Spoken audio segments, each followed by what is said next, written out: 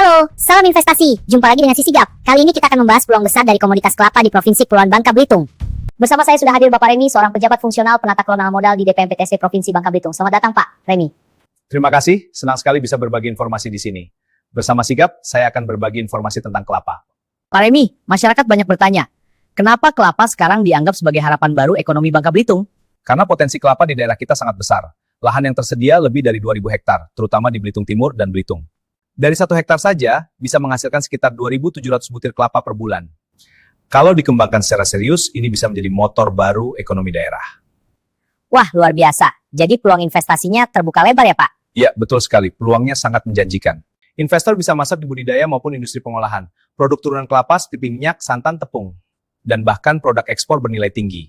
Dengan begini nilai tambahnya bisa langsung dirasakan masyarakat lokal. Pak, bagaimana dengan perizinan? Kadang investor merasa ribet kalau urusan izin usaha. Santai Sigap, pemerintah daerah sudah menyiapkan mekanisme perizinan yang lebih mudah, terutama bagi investor yang berorientasi pada keberlanjutan. Ada juga skema perhutanan sosial, supaya masyarakat tetap terlibat. Jadi bukan hanya investor yang untung, tapi juga warga sekitar. Bagus sekali Pak Remi. Nah, kalau soal bibit, apakah petani akan mendapat dukungan Pak? Ya, dukungan penuh dari pemerintah. Pemerintah nantinya akan menyiapkan pusat perbenihan untuk memastikan bibit yang digunakan adalah bibit unggul, tahan hama, dan produktif. Dengan bibit berkualitas, hasil panen bisa lebih banyak dan lebih baik. Jadi petani kecil pun bisa ikut merasakan manfaatnya ya Pak?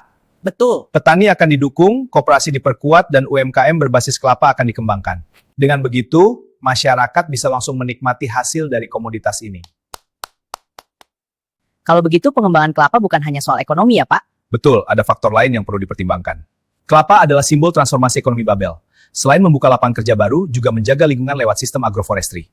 Jadi ada keseimbangan antara ekonomi, sosial, dan ekologi. Sigap jadi semakin yakin, kelapa bisa jadi ikon baru Bangka Belitung nantinya ya Pak? Itulah harapan kita bersama.